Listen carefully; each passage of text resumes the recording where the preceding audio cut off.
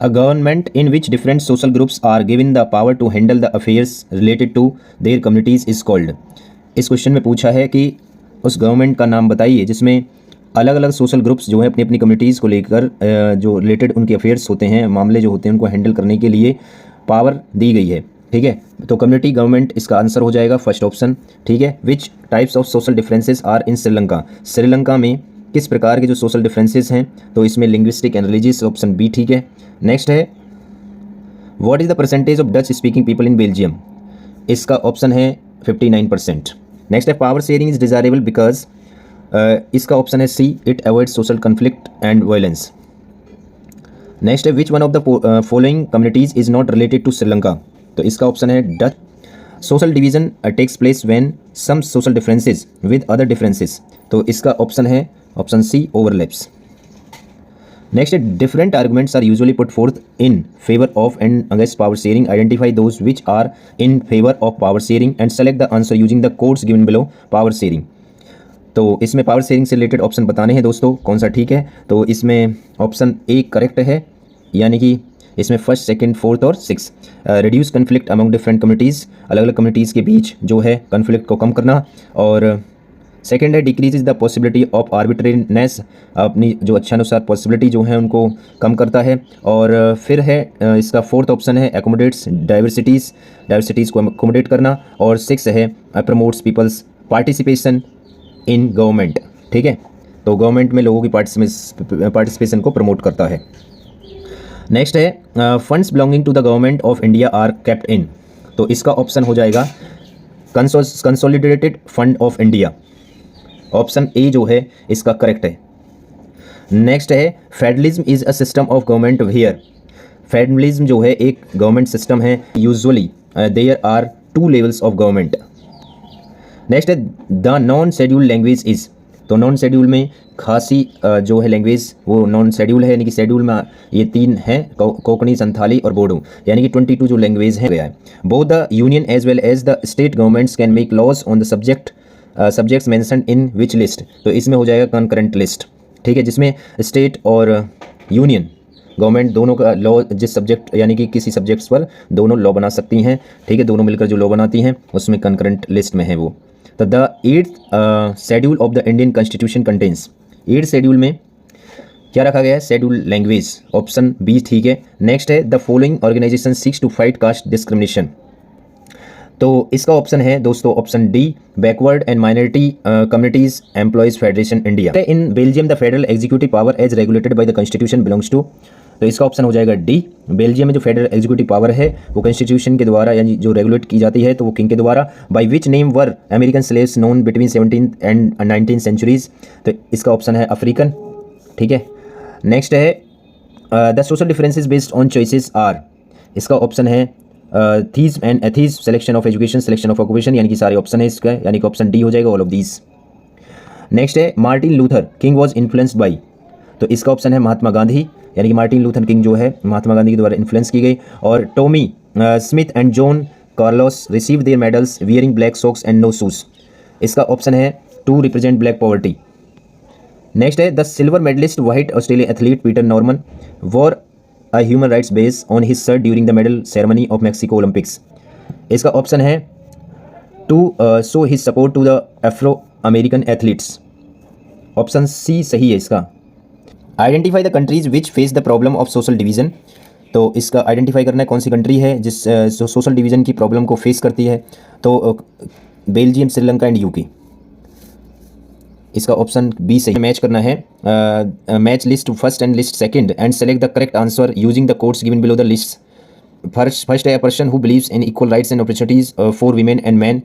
तो वुमेन और मैन के लिए जो इक्वल राइट्स और अपॉर्चुनिटीज़ में बिलीव करते हैं जो, तो उसका आंसर हो जाएगा बी, फेमिनिस्ट। अब person who says that religious is the principal basis of community.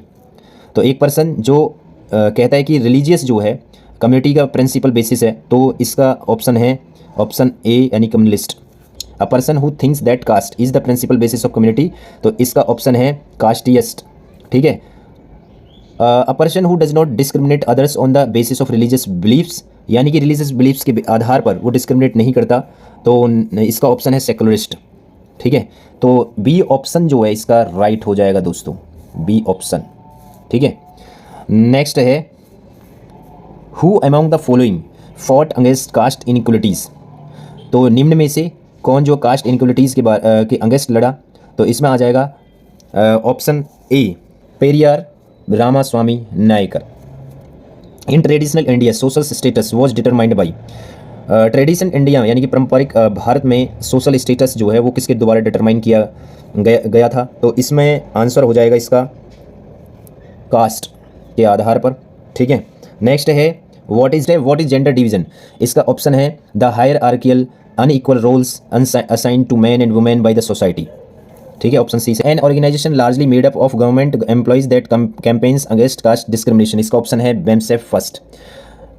Which factors are responsible for miserable and poor conditions of women in India. तो कौन कौन से फैक्टर रेस्पॉन्सिबल है यानी कि वीमेन की पुअर कंडीशन और दयनीय स्थिति के लिए भारत में, तो डी ऑप्शन ठीक है, यानी कि sexual division of labour, illiteracy, lack of representation in politics और डिस्क्रिमिनेशन इन जॉब्स। तो इसके ऑप्शन सारे ही हैं। I do not contest elections, but I try to influence the political process. I have a specific policy agenda. I have no interest in seeking political power. Who am I?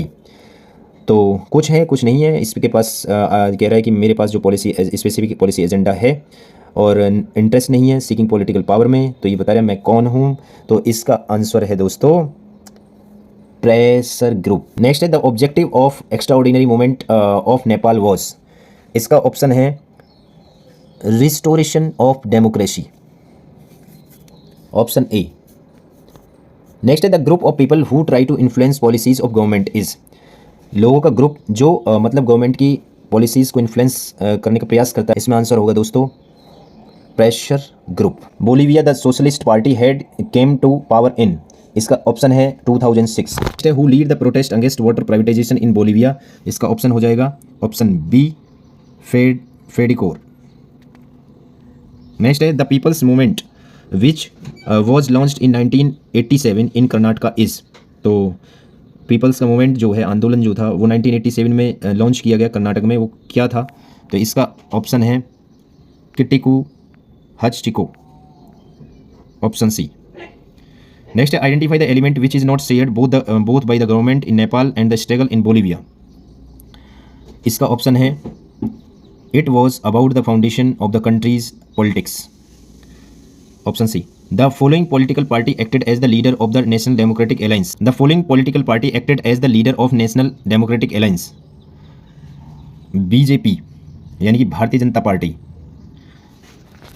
Next है how many recognise national parties are there in India. इसका option है 35 का B, ठीक है, 8। Next है what is the criteria of a state party. इसका option है 6% votes in legislative assembly of a state and at least 2 seats. Which one of the following is a national political party? इसमें national political party कौन सी है तो वो बताना है, तो इसमें ऑप्शन डी है BSP बहुजन समाज पार्टी, ठीक है। नेक्स्ट है भारतीय Janata party was founded in the year. कौन से सन में स्थापना हुई थी इसकी भारतीय जनता पार्टी की, तो 1980 में, ठीक है, 1980। In the United progressive alliance which one of the following parties is not a constituent part. तो यूपीए में यानी कि यूनाइटेड प्रोग्रेसिव अलायंस में निम्न में से कौन सी पार्टी नहीं है, कॉन्स्टिट्यूएंट पार्ट नहीं है, शिवसेना, ठीक है। बाकी Nationalist Congress Party, Trinamool Congress Party और नेशनल कॉन्फ्रेंस का ये कॉन्स्टिट्यूएंट पार्ट है, ठीक है। नेक्स्ट है in the context of assessing democracy which among the following is odd one out democracies need to ensure. इसका ऑप्शन है मेजोरिटी रूल। नेक्स्ट है which one of the following arguments is in support of democracy. तो कौन सा argument है जो democracy की support में है, तो इसका ऑप्शन है option C a democratic government is more accountable. Next है a legitimate government is one where. इसका ऑप्शन है option A citizen participate to acquire a stake in a system. What is the most basic outcome of democracy. तो सबसे most basic outcome क्या है democracy का, इसका option है accountability of city. Democracy is based on the idea of deliberation and negotiation. Next है democratic reforms are to be carried out mainly by political activists. Following is the challenge to democracy. इसका option है option D यानी कि सारे हो जाएंगे corrupt leaders, illiterate citizen, communalism. Next है mark the correct statement. इसमें है sometimes legal change may be counterproductive. Next है which one of the following inequalities is excess, democracy remains only in name. इसका option है economic. Which kind of laws are considered best for democratic reforms. इसका option है laws that empower people to carry out democratic reforms. First option सही है। Next है what is meant by foundational challenge for democracy. इसका option है making the transition to democracy. धन्यवाद दोस्तों। और इसमें से MCQ आने की काफ़ी उम्मीद है दोस्तों। एग्ज़ाम में CBSE board exam class 10th के चल रहे हैं।